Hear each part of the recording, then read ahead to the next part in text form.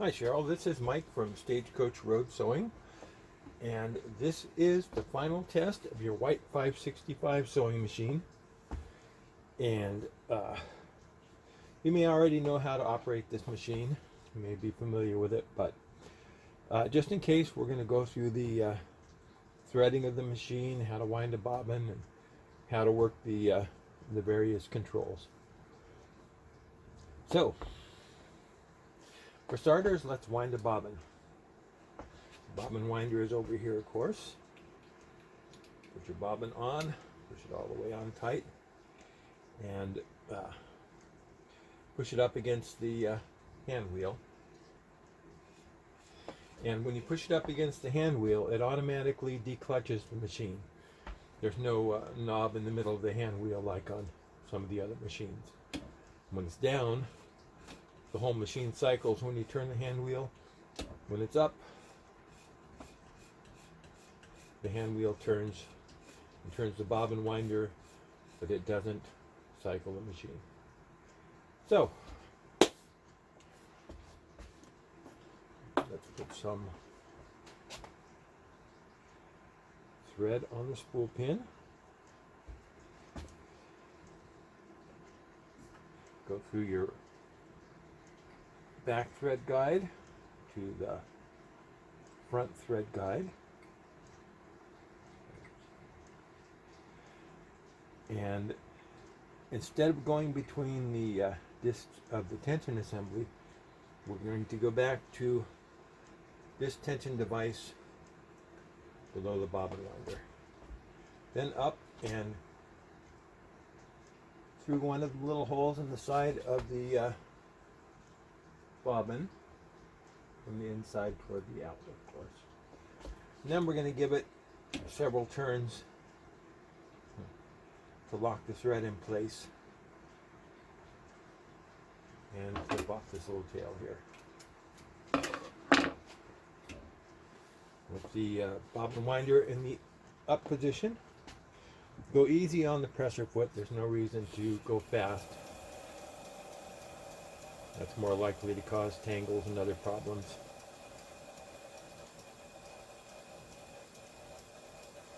That should be enough for our test. If you continue to wind until the bobbin's full, this little finger here is supposed to push the bobbin away from the machine and stop the winding.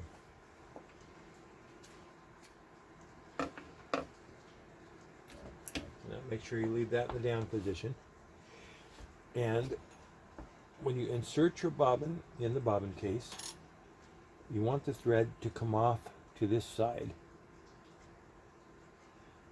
And it makes a difference because of the direction that this little slot here faces. You want the thread to kind of double back into that. Then up under this little leaf spring here until it clicks into place.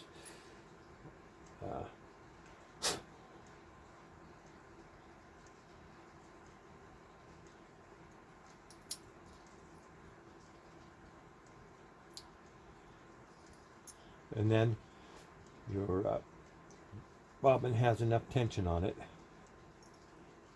This little leaf spring here is your lower tension, and this little screw here is where you adjust it up or down a little bit if you need to.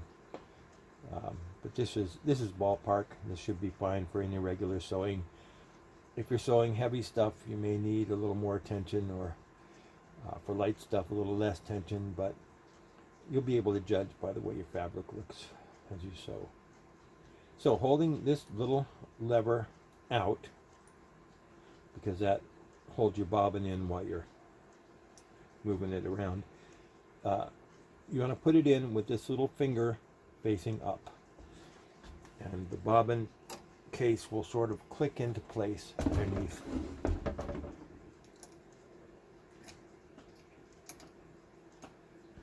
See? Yeah. That little finger locks it in place so the bobbin case can't spin with the bobbin. Okay, to thread your machine, you go from the thread spool to the back thread guide through the front thread guide and down between the discs of the tension assembly, all the way around until you can pick up the check spring at the top. And as you pull it, you'll see the check spring move. Then you're going to go under the big thread guide and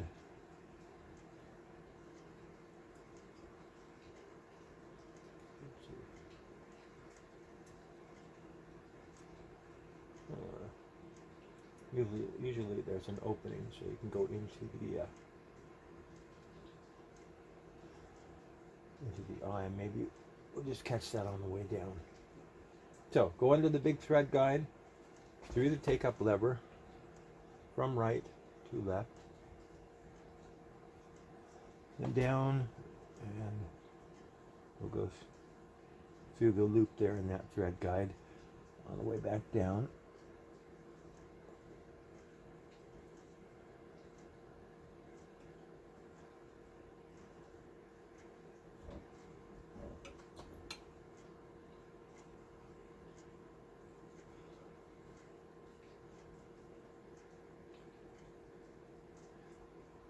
One day I will get smart.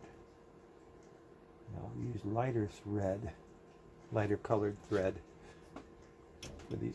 There's also a thread guide down here you want to pick up. The light is not the best in this place that I'm using for packing and demonstrating machines, so I either need better light or thread that's not quite so dark. Then there will be a thread guide down here on the needle clamp that you want to pick up. You know what? Black thread gets weak with age. And this is on a wooden spool, so that's some old thread. Here's some white thread. Let's do that. Again, through the back thread guide, the front thread guide, between the discs of the tension assembly, pick up the check spring, go under the big thread guide, through the take-up lever, from left to right,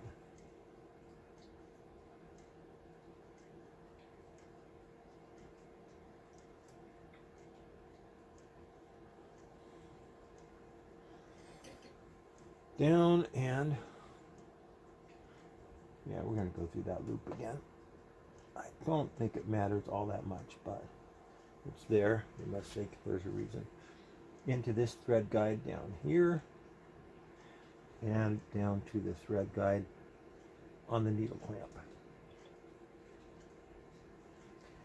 Then we're going to go through the eye of the needle from left to right towards the center of the machine.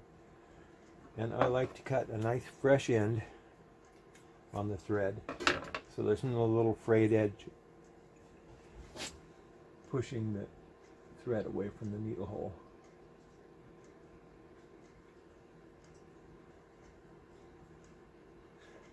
Doesn't take much to deflect it away from the needle hole. Now, holding on to your needle thread loosely, you don't have to hold it tight. Turn the hand wheel one full revolution towards you, and that will take the thread down, wrap it around the bobbin, and bring up the lower thread, which is right here. And we want the thread to go between the toes of the presser foot and towards the back of the machine. Put some fabric under there. This is some respectably heavy-duty denim from a pair of Carhartt logger jeans. Lower the presser foot, and before we take off, we're going to make sure that we're adjusted correctly. This is your stitch length adjuster here, and you adjust it with this dial. Then we're going to put it on about 2. That's a good regular stitch. Our needle position, we have the choice between left, center, and right. We're going to go to the center position here with this knob. And this is your stitch width. And for now, we're going to do a straight stitch, not a zigzag, so we want it on 0. These are the locks for the stitch width, but we'll get to that later. This is where your stitch pattern cams go. I think that there's some stitch cams in the accessories. We'll check that later. But for now, you don't need a stitch cam in there to do straight stitch or zigzag. This is the pressure on your presser foot. And for regular fabric, this little collar here is the release. You want to go down about halfway. That's a good medium pressure for regular fabric. If you're sewing something really heavy, you may want a little more pressure again, or if you're sewing delicate fabric, maybe a little less pressure, but we'll go with about midway down. This one is your light switch right there. This knob on the bed is your feed drop. So when the teeth of the feed dogs come up to move the fabric, if you're going to sew delicate fabric, you can lower the feed dogs part way so they don't grab quite so aggressively. Or you can lower them all the way so you can move the fabric around by hand, and the teeth of the feed dogs don't touch the fabric at all. So we're going to turn it all the way to high. And we're going to hold our threads while we start off so they don't get sucked down. And here we go.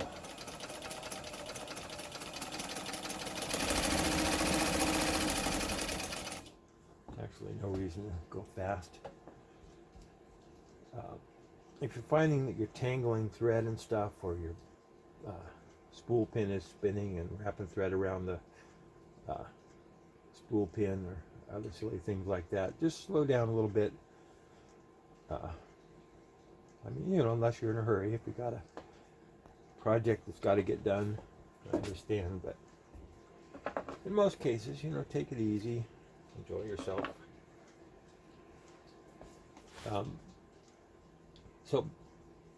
That was a fairly small stitch length, and we're going to kick the stitch length up a little bit, make a little wider stitch, a little longer stitch.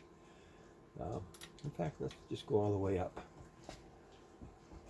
Now you'll see the fabric move faster because with each revolution, the feed dogs are moving the fabric further to make a longer stitch.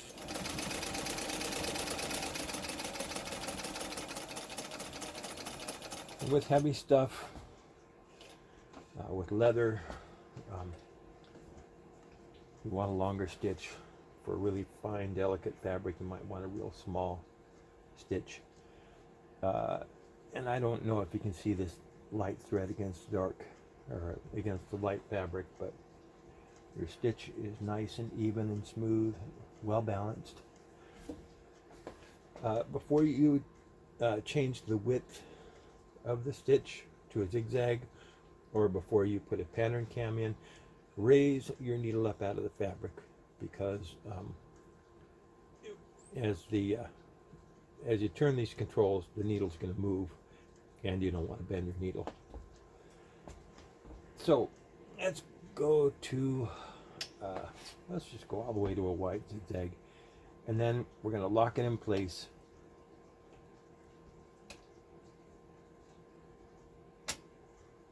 Okay, what am I doing here? Okay, we're going to use this knob here to choose your stitch width, and then you can lock it in place with the other one. That way it can't inadvertently change on you while you're working. And also, as you go from forward to reverse, your stitch length is going to be the same in forward and reverse if it's locked in place like that. So here we go with a medium width zigzag. And you can change the stitch length on the fly if you want with that, if you want your stitches closer together. And you can go in reverse by pushing down this button here.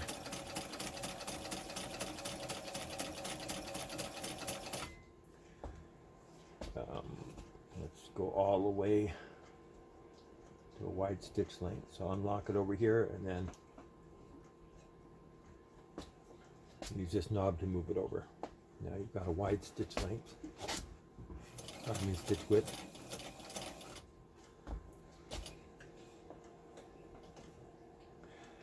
Leave your needle down and use it as a pivot when you turn your fabric. Of course, probably already know that. That's a wide stitch.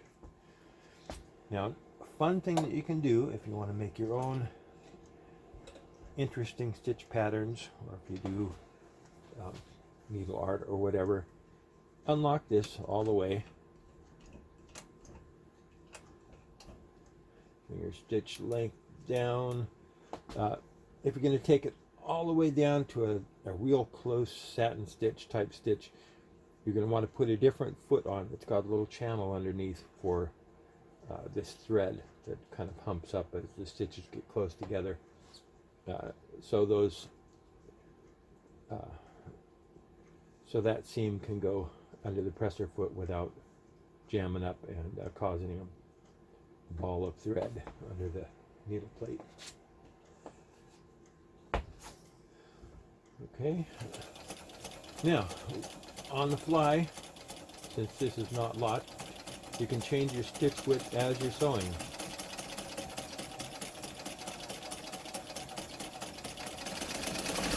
And go to the end and move over so we can.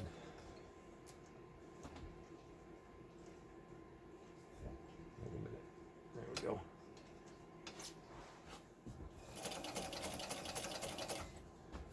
Okay.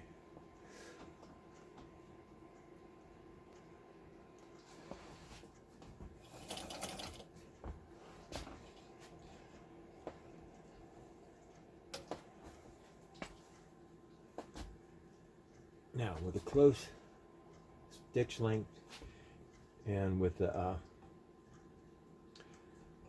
stitch width unlocked, you can make your own stitch patterns.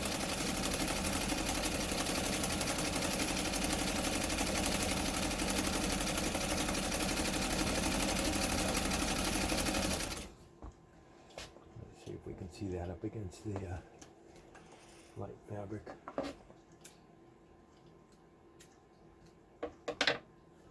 This is essentially the same thing that the stitch pattern cams do. They change the stitch width on the fly.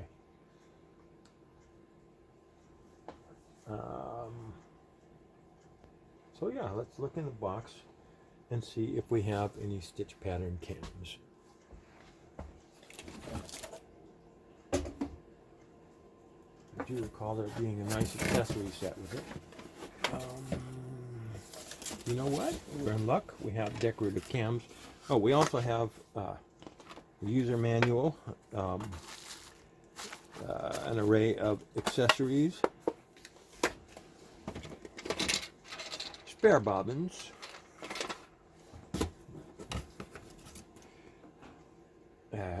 a quick start guide for your machine.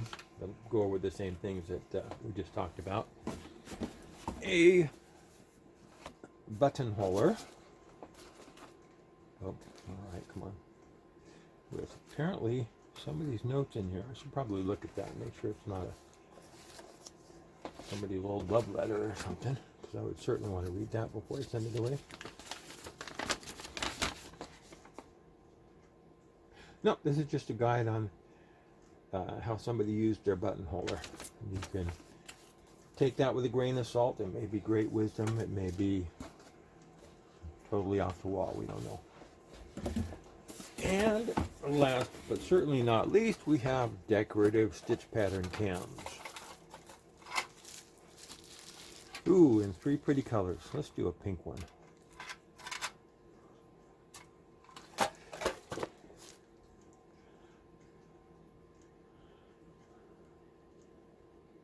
Looks like this is a Kind of a combination pattern. I really can't tell. It's got a diamond and possibly a swirl. Well, we'll see.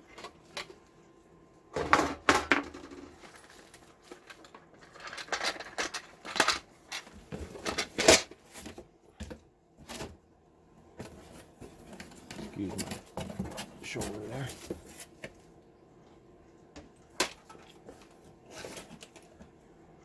Okay.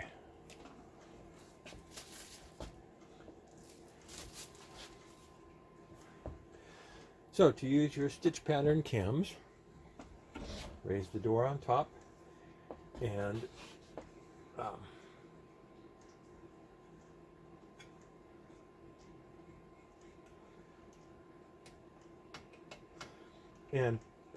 push your zigzag stitch width lever all the way over to the left as you put it down. And there's a little hole there that's going to set on an alignment pin, which I don't have enough light to really see here, so I'm going to do it by the braille system. And this will set all the way down, and the pin will fit into that little guide hole. And now I believe we just leave this stitch width unlocked. We'll hold the threads while we get started, first couple of stitches. And now, let's see, we're going to have a close stitch length. Okay, I think we're ready. Here we go. As you can see, it's changing the stitch width on the fly here.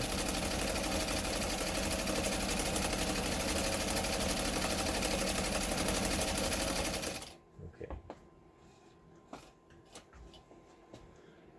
Always bring your needle all the way up and even starting back down again before you try to pull your thread, because then the thread will be released from the bobbin down below, so your needle thread won't hang up around the bobbin as you try to pull your fabric out.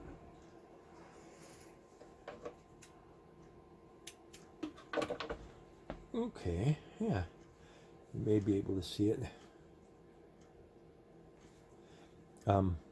With a tighter stitch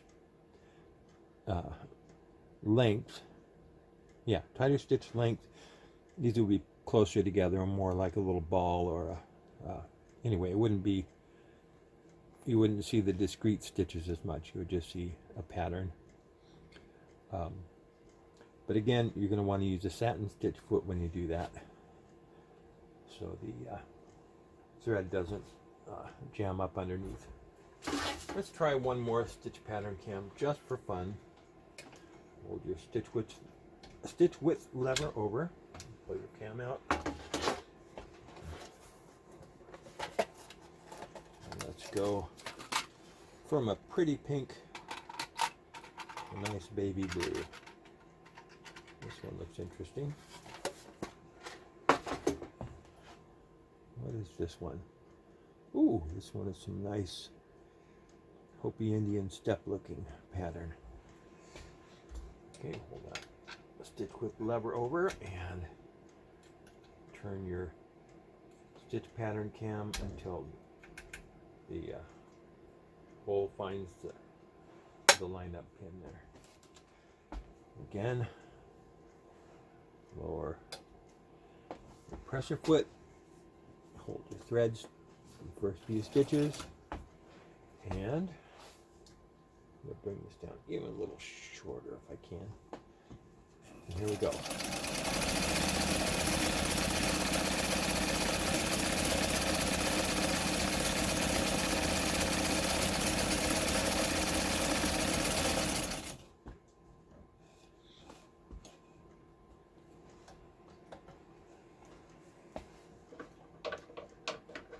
Okay, looks like I used up all of the bobbin thread.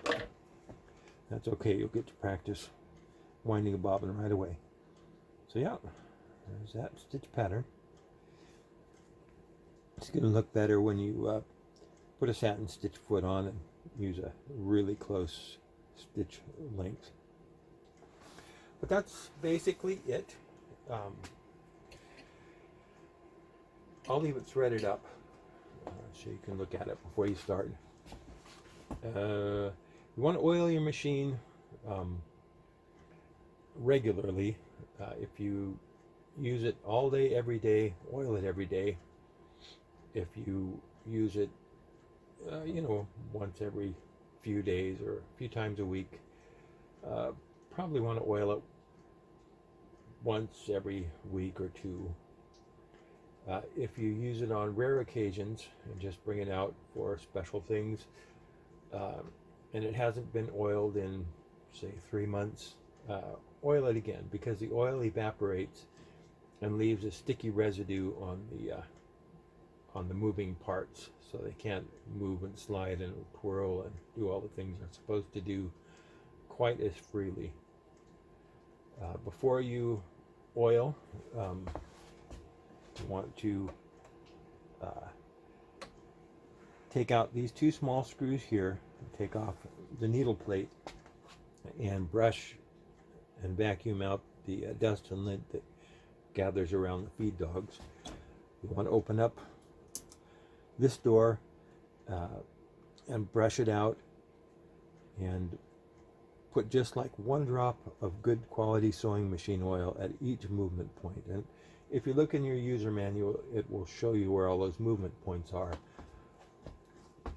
But if you cycle the machine by hand and look in there and see what moves, see what does what as you cycle it, you'll kind of see where it needs to be oiled. But use the guide too. There are 2 screws on the top here that come off if you want to get in and really see what you're oiling. Otherwise, there are oil holes along the top that you just put 1 drop of oil in each hole, maybe 2. There's a hole here, and then you're going to want to tip it back and oil everything on the underside too. Your bobbin and bobbin case will come out. You flip these 2 levers down, and this retainer ring here comes off, and your whole hook is going to slide out. Take the bobbin out first, then flip the keepers back, remove the retainer ring, pull out the hook, and then brush out any bits of thread or fluff that you find in there. Then put the hook back on. There's a little crescent-shaped mover here that the hook just fits perfectly onto the ends of it. You want to put 1 or 2 drops of oil where the hook rides inside that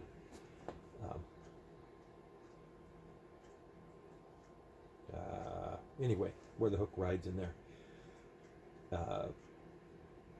When you put your retainer ring back on, there's a little nub on the bottom that fits into this slot here, and the cutout for the finger of the bobbin case goes towards the top.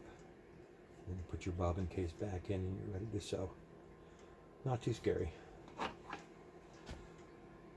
Basically, that's about all you need to know about your machine. Should be good for another 100 years or so, maybe 150 years or more. You want to pass it down to your children and your grandchildren and the great-greats. So, if you've come here from somewhere else on the internet to this video and you want to find us, we are Stagecoach Road Sewing, Stagecoach Road Vintage Sewing Machine. We're on Stagecoach Road. So we are stagecoachroadsewing.com. stagecoachroadsewing.com. And if you come there, you can see hundreds, literally hundreds of beautiful vintage machines that we've restored over the last 20-some years. And you'll see views from all different sides and maybe a little bit of information about the machine. About, European and Japanese and American machines, and from the earliest Civil War era through mostly up to the mid 70s. There's a few newer ones that just happen to slip in there. Anyway, you'll be able to go through that museum of old restored machines, and usually we have 15 to 30 machines listed at the top of the page that are available for sale right now. So if you want to support the work we do, and you want to bring home a really beautiful, powerful vintage machine to your sewing room, go to stagecoachroadsewing.com, and we'll see you there.